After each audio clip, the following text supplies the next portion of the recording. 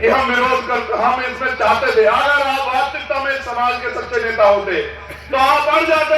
जैसे एक मेरे फिर याद है, एक समय था कि मुलायम सिंह यादव, लालू यादव वहां थे मौजूद, लोकसभा में शरद यादव मौजूद थे, रामविलास पासवान मौजूद थे, और उन्होंने कह दिया अगर वुमन रिजर्वेशन बिना दलित, पिछड़ी, आदिवासी और मुस्लिम समाज की महिलाओं के बिना आएगा तो ये हमारी लाश के ऊपर से आएगा। मैं धन्यवाद देता हूं नेताओं को जिन्होंने उस समय लड़ाई लड़ी।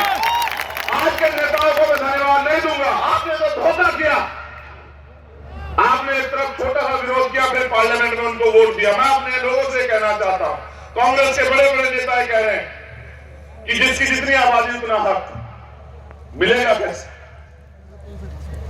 ये बात तो माननीय काशीराम साहब 35 साल पहले कह रहे थे, जिसकी इतनी संख्या बारी उसकी उतनी हिस्सेदारी। आपने कहा कि सचिवालय में दलित पिछड़े नहीं है। आपने कहा कोर्ट में, सुप्रीम कोर्ट, हाई कोर्ट में दलित पिछड़े नहीं है। बिल्कुल नहीं है, ये सच बात है। लेकिन मैं पूछना चाहता हूं, आपने कितने विधायकों से, आपने कितने लोगों को बनाया, आपने कितने लोगों को अवसर दिया, और जो आज आप बात कर रहे हैं उसको माननीय काशीराम साहब 35 साल पहले कह रहे थे। तब आपको क्यों नहीं समझ आया कि भाई इन वर्गों को भी लोकतंत्र में अवसर मिलना चाहिए। मैं आपको गौर करने के लिए ले जाता हूं पीछे। 14 अगस्त 1947 को अंग्रेजों के गुलाम था भारत। 15 अगस्त 1947 को आजादी मिली। को जिसकी जेब में जो पैसा था, 15 तारीख को उसकी जेब में वही पैसा था। 14 तारीख को जिसके पास जो जमीन थी, चाहे वो 1 गज थी या 1 बिघा थी, 15 तारीख को भी वही जमीन थी, 16 तारीख को भी वही जमीन थी, 17 तारीख को भी वही जमीन थी। ये मेरी बात का कहने का मतलब ये है कि डॉक्टर बाबा साहब अम्बेडकर ने संविधान सभा में चेतावनी के तौर पर कहा कि अब हम 26 जनवरी को विरोधाभास की जिंदगी में कदम रख रहे हैं। इससे राजनीति में 1 वोट 1 वैल्यू, राजनीति में बराबरी आने का प्रयास होगा। लेकिन क्योंकि भारत में सामाजिक पिछड़ापन है, सामाजिक गैर बराबरी है, आर्थिक गैर बराबरी है, हम लोग उसमें कोई ऐसा जो है तैयारी नहीं कर रहे कि दूर हो जाए। तो अंत राजनीतिक लोकतंत्र तो आएगा, लेकिन ये राजनीतिक लोकतंत्र सामाजिक लोकतंत्र में नहीं बदल पाएगा। और आने वाले समय में ये लोकतंत्र खतरा साबित हो जाएगा। लोगों को जो इसका मूल फायदा मिलना है वो नहीं मिलेगा। आज ये हो रहा, जब आपको वोट का अधिकार मिला तो जैसे वोट के अधिकार के लिए बाबा साहब अम्बेडकर लड़ रहे थे, डॉक्टर फरीदी और उनके तमाम साथी और उस समय के जो नेता थे वो प्रयास करते समय समय पे कि ये लड़ाई आगे बढ़े। उस तरह से विरोधी भी प्रयास कर रहा था। उन्होंने कहा वोट इनके पास है, नोट हमारे पास, हम इनकी वोट को नोट से खरीद लेंगे। ये लंबे समय चला। अगर इसको कोई तोड़ पाया तो माननीय काशीराम साहब तोड़ पाए, जब उन्होंने गली गली जाके लोगों को कहना शुरू किया कि वोट की रक्षा बहन बेटी की रक्षा की तरह करनी, और समाज ने अंगड़ाई ली, समाज खड़ा हुआ, तैयार हुआ। फिर ऐसा हुआ कि गरीबों को, बेटों को नकार कर अमीर लोगों को फिर से जो है कुर्सी देनी शुरू कर दी। और मैं इशारे के तौर पर कह रहा हूं, आप समझदार लोग हैं। जो बात मैंने भी आपसे कही मैं उसको जोड़ के कह रहा हूं कि 2006 से पहले माननीय काशीराम साहब ने जो नारे दिए, आप गौर करना, आप बहुजन समाज के सिपाही हो। ये हमारे जो सम्मानित नेता जो नेतृत्व करते हैं, जो नारे माननीय काशीराम साहब ने दिए, जिसकी इतनी संख्या बारी उसकी इतनी हिस्सेदारी, आज उस नारे को कांग्रेस पार्टी के बड़े बड़े नेता अपनी शब्दों में कह रहे हैं। लेकिन जिनको काशीराम साहब विरासत दे गए, उन्होंने 2 महीने में बदल के रख दिया। उन्होंने बहुजन से सर्वजन कर दिया, उन्होंने हाथी से गणेश कर दिया, ब्रह्मा विष्णु महेश कर दिया। उन्होंने अपने स्वार्थ में इस महापुरुषों के इस आंदोलन को कमजोर करने का काम किया।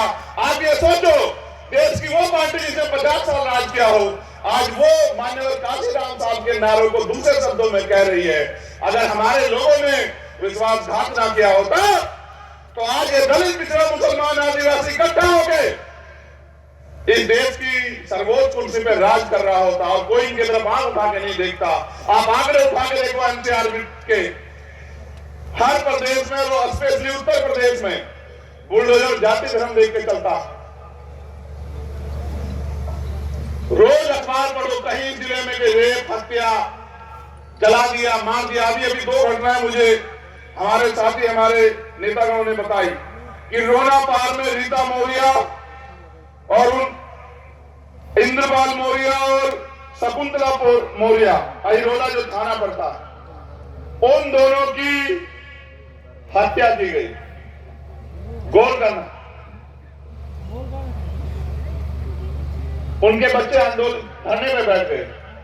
हमारे deputy chief minister Keshav Prasad Maurya ji उनके घर आए और उनसे वादा किया कि 25 लाख रुपए की मदद करेंगे। और पुलिस ने भी वादा किया कि हम एक हफ्ते में खोल दें घटना, बच्चों को कहा धरने से उठ जाओ। आज तक उस घटना में कोई कार्रवाई नहीं। ये पुलिस व्यवस्था जो है उत्तर प्रदेश में चल रही है। और मुख्यमंत्री जी, उप मुख्यमंत्री दोबारा नहीं पूछा मौर्य परिवार से कि कहां, किस हालात में रोटी मिल रही नहीं मिल रही है, कपड़े हैं या नहीं है, खाने को सर पर ढकने के लिए छत है या नहीं है। फिर ऐसे नेताओं का सत्ता में आने का भी फायदा क्या है पिछड़ों को। मैं ये बात आपको इसलिए कह रहा हूं कि रोना पार में रीता मौर्य को जो है पीट पीट के मार दिया, उनके पति बचाने गए, उनको पीटा गया, वो हॉस्पिटल में है। और न्याय के नाम पे जो न्याय जन्मसिद्ध अधिकार है, भारतीय संविधान देता है न्याय के नाम पे, उस परिवार का मजाक उड़ाया जा रहा है।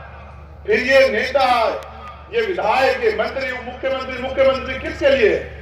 अगर ये गरीबों को न्याय भी नहीं दिला सकते। मैं पुलिस के साथियों की मजबूरी समझता हूं। पुलिस सरकार की हो, वो मजबूर कुछ अच्छा करने जाए तो कुछ अच्छा कर दें तो सस्पेंड हो जाते हैं, ट्रांसफर हो जाते हैं, लाइन हाजिर हो जाते हैं। और अगर अच्छा करने का नेताओं के हिसाब से काम ना करें, जो सरकार के नेता हैं, तो नेताजी मारपीट भी कर देते हैं। अभी मैंने देखा 2 दिन पहले एक ट्रैफिक इंस्पेक्टर को पीटा गया। अगर वो कोई अधिकारी ईमानदार से काम कर रहा है तो उनका मनोबल तोड़ रहे हो। ये वर्दी वाले लोग सुरक्षा का काम करते हैं जनता की, इनका मनोबल तोड़ रहे हो। किस लिए? अपने चंद नेताओं को खुश करने के लिए। इसका प्रभाव समझते हो आम जनता पे क्या पड़ रहा है? जब पुलिस की वर्दी वाले को देख लेता है गरीब आदमी, तो कहीं ना कहीं महसूस करता है कि ये मुझे न्याय मिला है। लेकिन आज वो पुलिस बेबस हो गई उत्तर प्रदेश। आज वो पुलिस खुद अपमानित हो रही। आज उस पुलिस को कुचला जा रहा है और तमाम तरह से प्रयास किया जा रहा है कि ये उनके हिसाब से काम करे। मैं पुलिस के साथियों को उनकी मजबूरी समझते हुए कहूंगा कि कोई भी, क्योंकि आपको संविधान की वजह से, आपकी मेहनत की वजह से नौकरी मिली है, कोशिश करना किसी नेता के इशारे में ऐसा कोई काम मत करना कि गरीबों की हाय, गरीबों की बददुआएं आपको लग जाए। आज हालात उत्तर प्रदेश में खराब है। आज हालात उत्तर प्रदेश में खराब है। मेरा कोई बदले का मतलब है नहीं। मैं खुद को मानने वाला व्यक्ति हूं। मैं किसी से बदला चाहता ही नहीं। मैं तो ये चाहता हूं कि जिस तरह ताकतवर लोग सम्मान का जीवन जी रहे, इस तरह गरीब परिवारों को भी सम्मान का जीवन मिले, इनके बच्चों को भी रोजगार मिले, इनके बच्चों को भी आगे पढ़ाई करके पढ़ने का मौका मिले, इनके लोगों को भी अच्छा इलाज मिले, इनको भी जमीन मिले, इनको भी सम्मान सम्मान से जीने का मौका मिले, इनकी भी हिस्सेदारी हो और ये भी आगे बढ़ के विधानसभा लोकसभा में जाके अपने क्षेत्रों के लिए कुछ कर सके, अपने लोगों के लिए कुछ कर सके। और ये हिस्सेदारी का मामला है। लेकिन मेरी ये भी समझ में आया सम्मानित प्रदेश अध्यक्ष जी कि हिस्सेदारी मांगने से नहीं मिलती, जंग की तैयारी करनी पड़ती। आपने उत्तर प्रदेश में जिस तरह से आपकी पूरी टीम ने, डॉक्टर आकिब और तमाम हमारे नेताओं ने जिस तरह से काम किया, मैं धन्यवाद देता हूं। मैं तो बहुत कम समय देता हूं। मैं तो उत्तर प्रदेश में परदेसी हो गया हूं। आजकल मैं उत्तर प्रदेश में कभी कभी आता हूं। आजकल मैं उत्तर प्रदेश में बहुत कम आ रहा हूं। लेकिन ऐसा नहीं है कि उत्तर प्रदेश में मेरी नजर नहीं, मेरी मजबूरी है। क्योंकि जब एक गरीब का बेटा कुछ करने के लिए निकलता है तो पहले उसका खूब मजाक उड़ाया जाता है, फिर उसका विरोध किया जाता है, फिर उसकी राह में कांटे बिछाए जाते हैं। और फिर एक समय आता है जब वो संकल्पित होकर अपने मिशन पे आगे बढ़ जाता है, जब उसको रोक पाना नामुमकिन हो और नामुमकिन हो जाए तो फिर उसका साथ दिया जाता है। मैं आपसे कहना चाहता हूं, आप निराश मत हो। मैं आपकी ताकत को जानता हूं, मैं आपकी हिम्मत को जानता हूं। कोई नेता है उत्तर प्रदेश या देश में जिसके लिए रोज रात को 10 बजे तक लोग बैठे रहे हैं? कोई तो बताओ।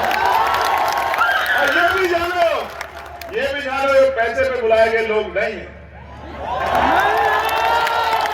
पैसे पे बुलाया घंटे 2 घंटे रुक जाएगा, पैसे पे बुलाया साधन सुझाव पे बुलाया 3-4 घंटे रुक जाएगा। ये तो मेरे वो बहादुर भाई हैं, ये तो मेरी वो बहादुर बहनें माए हैं जो अपने बेटे से प्यार करती है और उम्मीद करती है कि बहुत लोगों ने ठगा, अब हमें इंसाफ मिलेगा, अब हमारे जीवन में खुशहाली है। मैं वादा करके कहता हूं, मुझे बहुत बात आपसे करनी है, आप विश्वास करो, लेकिन अब मैंने तय किया है,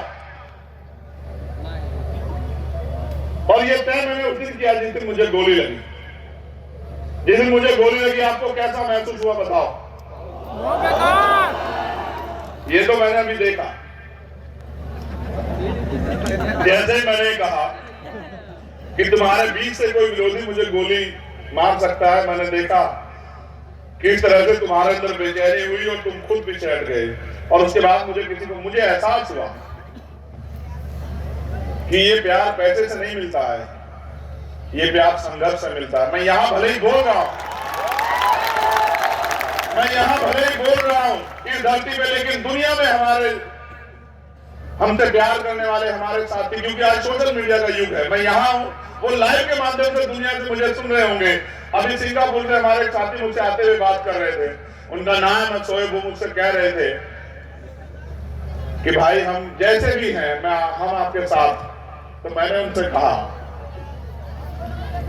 कि आपने देखा कि चाहे वो भारत में जुल्म हो या भारत से बाहर कहीं भी हो, जब भी किसी कमजोर को सताया जाएगा, मैं आपको जानकारी के तौर पे बता रहा हूं कि जब इजराइल ने फिलिस्तीन के साथ अन्याय किया तो विदेश पॉलिसी को बेवकूफ बनाते हुए हमारे देश के नेता इजराइल का समर्थन करने लगे।